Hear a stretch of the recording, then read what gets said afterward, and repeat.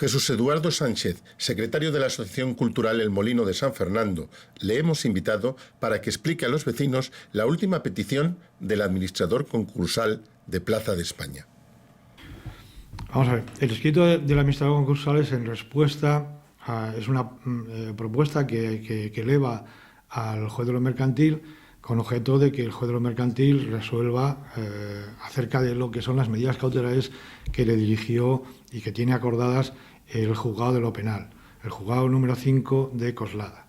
El juzgado número 5 de Coslada adoptó mediante un auto de 12 de enero de este año, del año 2007, una serie de medidas cautelares dirigidas a rescatar y a recuperar los bienes públicos usurpados por Plaza España San Fernando que formaban parte de la masa activa. Y se basan fundamentalmente en una cuestión que es jurídica, pero que tiene mucho trasfondo y que tiene mucha trascendencia en relación con lo que está en juego tanto en el juzgado de lo mercantil como en el juzgado penal.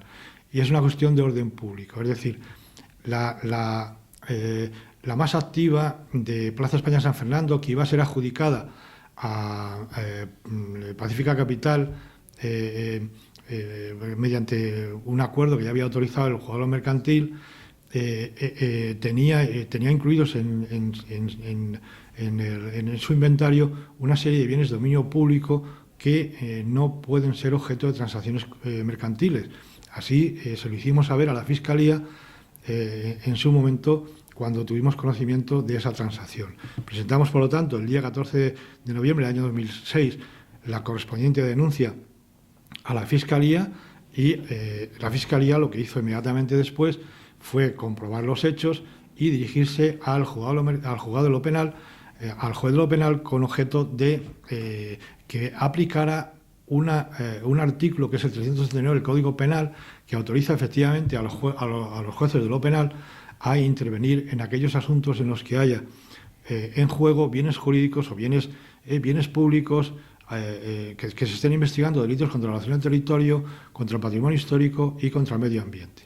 Entonces, ese artículo habilita al juez de lo mercantil, al juez de lo penal, para efectivamente adoptar medidas cautelares. Y además, el juez que aplique ese artículo está vinculado, porque se lo pide el Ministerio Fiscal, porque no tiene otra opción. Es decir, el artículo 339 del Código Penal obliga efectivamente al juez a adoptar esas medidas cautelares. El juez las adoptó mediante un auto de 12 de enero del año 2017 y ese auto le fue notificado, entre otras personas, al registro de la propiedad para que hiciera anotación marginal en los bienes que pertenecieran a Plaza España San Fernando, y asimismo le fue notificado al juzgado de lo mercantil advirtiéndole que si se había producido algún tipo de transacción mercantil con bienes de dominio público, puesto que la ley concursal, el propio artículo 76 de la ley concursal, en el artículo 76.2, establece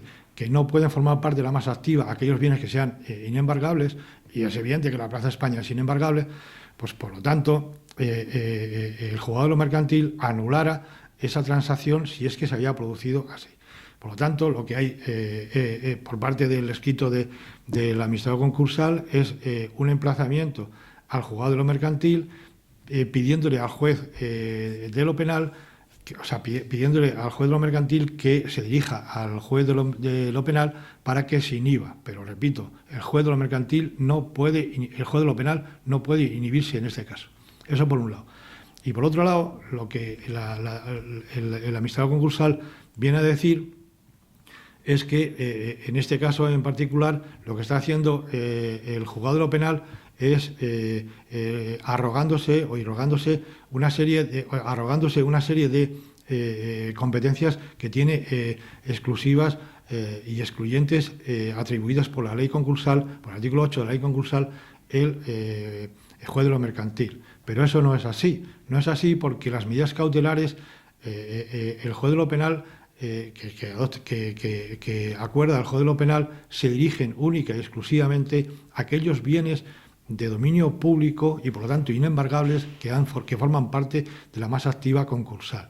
El problema, por lo tanto, no es ni un problema de competencia, ni un problema de competencia de tribunales, ni un problema de quién tiene las competencias en relación con lo que aplica el artículo 8, con lo que contempla el artículo 8 de la ley concursal, sino que es un problema que se deriva de una mala praxis y de una absoluta indolencia por parte del señor administrador concursal, que tenía conocimiento desde el mismo momento prácticamente en que tomó posesión en febrero del año 2013 de que existían unas diligencias abiertas y de que también existían efectivamente bienes de dominio público formando parte de la masa activa.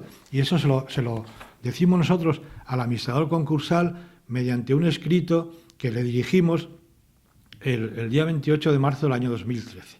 Lo sabía perfectamente el señor administrador concursal.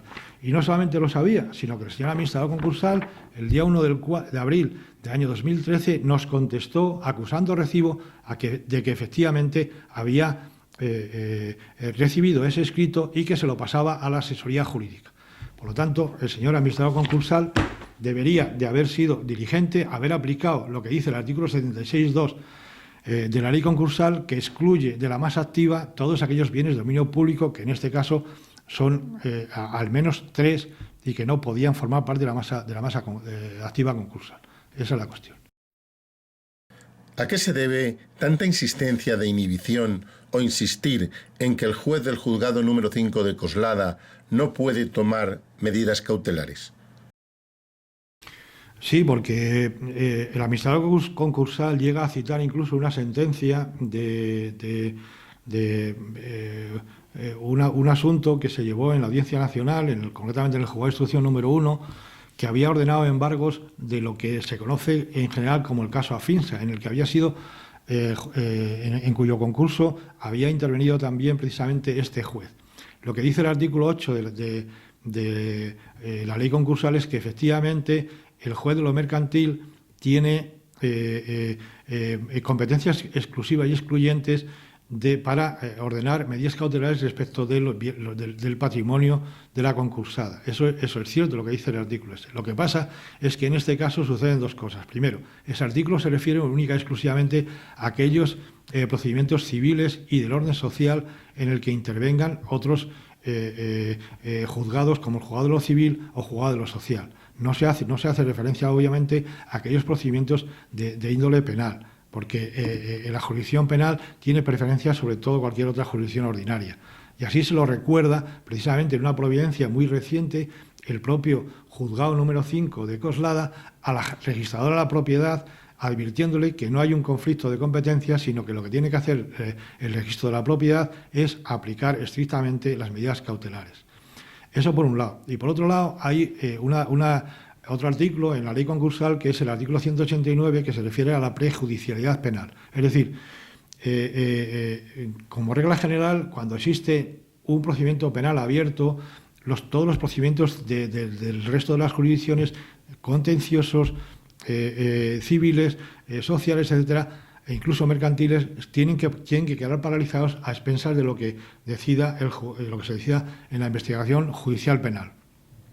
Pero en este caso, por tratarse de la ley concursal, lo que ha querido ha sido acelerar todos los procedimientos concursales y la prejudicialidad penal de suspensión de la actuación del juzgado mercantil en los concursos no cede a esa regla general y no se paraliza el procedimiento, lo cual no significa que el juez de lo mercantil no tenga que tener en cuenta lo que decide y lo que está investigando el juez de lo penal.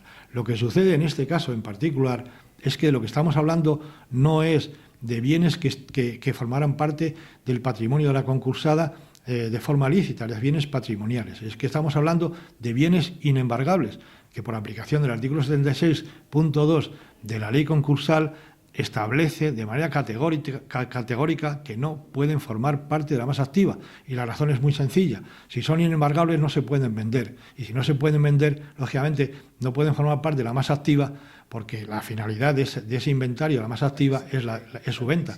Y lo que estaba pasando aquí es que el administrador concursal, en lugar de aplicar el artículo 76.2 de la ley concursal y excluir a esos bienes de la masa activa, lo que hizo fue que no los excluyó y vendió o trató de vender a Pacífica Capital todo el paquete, incluidos los bienes de dominio público. ¿Por qué cree que se produce ese empecinamiento del administrador concursal en no eliminar la plaza pública del concurso de acreedores de Plaza de España? No sé cuál es la razón de este empecinamiento. Lo que sí que es cierto es que ha llevado a esta situación absurda en el que ha tenido que intervenir un juzgado de lo penal adoptando medidas cautelares para conseguir el rescate de estos bienes usurpados por la propia concursada, es por plazas, bienes públicos usurpados por la mercantil mixta Plaza de España San Fernando. Si él hubiera hecho correctamente su trabajo y hubiera aplicado correctamente el artículo 76.2 de la ley concursal, este problema no hubiera existido. ¿Y cuál es la razón?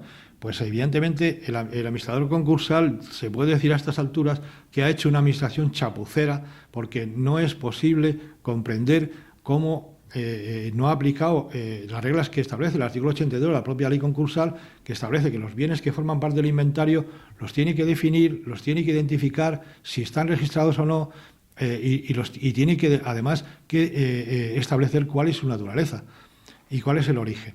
Entre otras cosas, también para hacer operaciones de retroacción, es decir, de aquellas operaciones que durante los 2 años anteriores al concurso podían haberse realizado, obligar, o sea, pedirle al juez que se anule. Esa es la cuestión. Lo que hace aquí el administrador concursal es que da por buenas toda la información de los balances, cuando los balances lo que ha pasado es que en existencias, en el capítulo de existencias, hay 76 millones de euros, de los cuales 22 pertenecen al capital social, en los que está incluido, lógicamente, la Plaza España y una serie de aportaciones ficticias que ha realizado el propio ayuntamiento. Por lo tanto, lo que se ha limitado, o sea, el administrador concursal no tenía ningún interés en revisar las partidas del activo, porque así cobraba más. ¿No es una contradicción pedir la suspensión temporal del concurso y, por otro lado, solicitar la inhibición del juez del juzgado número 5 de Coslada? No, lo que le está pidiendo al juez, el administrador concursal, no es que suspenda el concurso, sino que deje sin efecto el acuerdo de la venta. Eso es lo que le pide al juez. Y efectivamente lo está pidiendo simultáneamente a pedir la inhibición del juzgado de lo mercantil, del juzgado de lo penal. Efectivamente es una contradicción.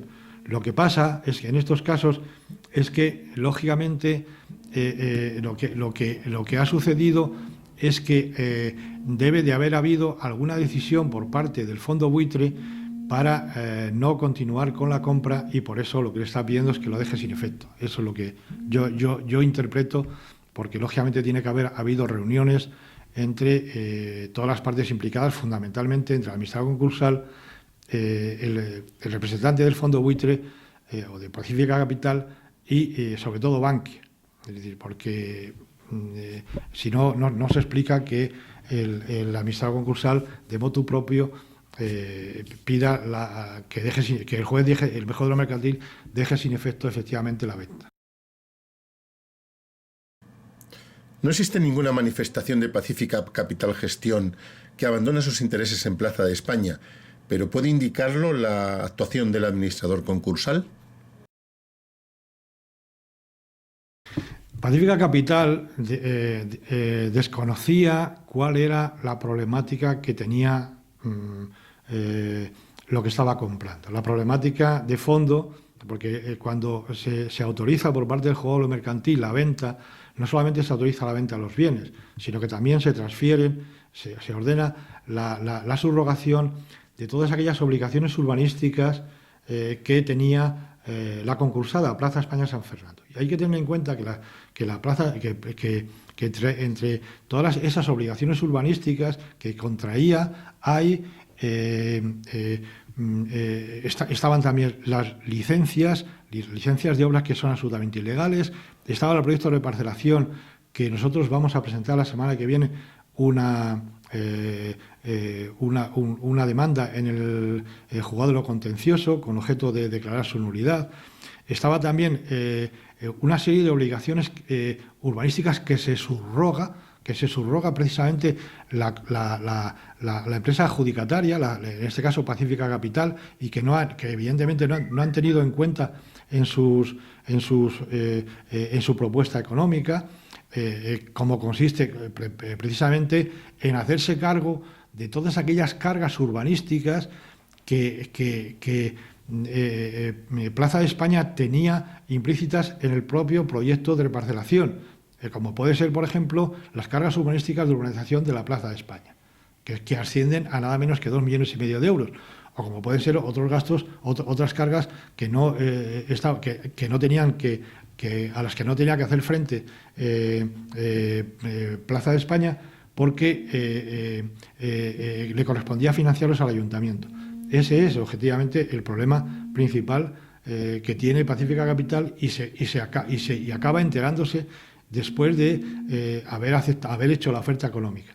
Y como, lógicamente, se han juntado las dos cosas, por un lado, lo que son las medidas cautelares del juzgado mercantil, del juzgado penal, y por otro lado, que Pacífica Capital se ha enterado que lo que estaba comprando era un lío, entonces es lógico que Pacífica Capital no siga con la actuación o haya hecho una contraoferta que a nosotros nos han llegado noticias de que era 19 millones de euros y que Bankia tenía que hacerse cargo del resto de las cargas urbanísticas.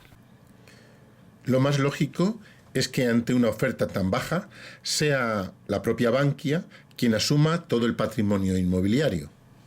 Es lo lógico. El acreedor hipotecario, aun cuando hay dificultades, porque lógicamente hay dificultades para que eso pueda ser, dificultades me refiero lógicamente de índole legal, para que eso pudiera ser aceptado. Habida cuenta de que el acreedor hipotecario no puede hacer ofertas por debajo del 50% del valor del propio crédito, ¿no? El valor de tasación. De ahí que esté perfectamente calculado que los 27,5 millones de euros era más o menos la mitad, del 50% de la deuda que tenía de los préstamos hipotecarios. Esa es un poco la explicación. Entonces Bankia tendrá que hacer frente a eso, tendrá que hacer frente a las pérdidas, o en su caso pues tendrán que subastar los bienes de otra forma, ¿no? Y los vecinos que habían llegado a un acuerdo con Bankia y los que no, ¿en qué situación quedan ahora? Los vecinos son acreedores hipotecarios, son acreedores eran acreedores de la sociedad también, y han ejecutado los avales. Y por lo tanto, o sea, sí que es verdad que hay una serie de créditos que les ha reconocido el administrador concursal, pero en cualquier caso son acreedores. Son exactamente acreedores de la masa, exactamente igual que el resto de los acreedores. Pero lo que tiene que tener en cuenta la gente, y lo que tiene que tener en cuenta todo el mundo, es que, por ejemplo, por poner un ejemplo muy claro, la Plaza de España ha costado 2.421.000 euros que tenía que haber pagado el ayuntamiento y no la han pagado. Alguien lo tiene que pagar.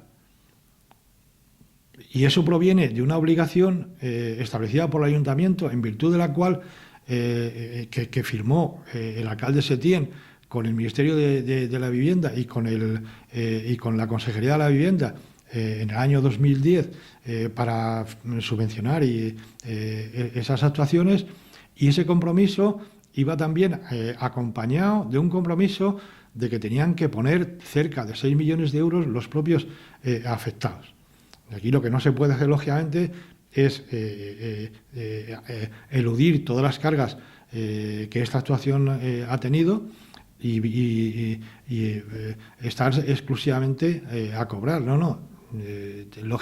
De ahí el interés que tiene el proyecto de reparcelación, que no fue sometido nunca a información pública. Es un proyecto de reparcelación que aprobó la Junta de Gobierno el día 3 de julio del año 2009, que nunca fue sometido a información pública y de la que salen efectivamente una serie de fincas resultantes, que concretamente 3, que son las que luego se hipotecan.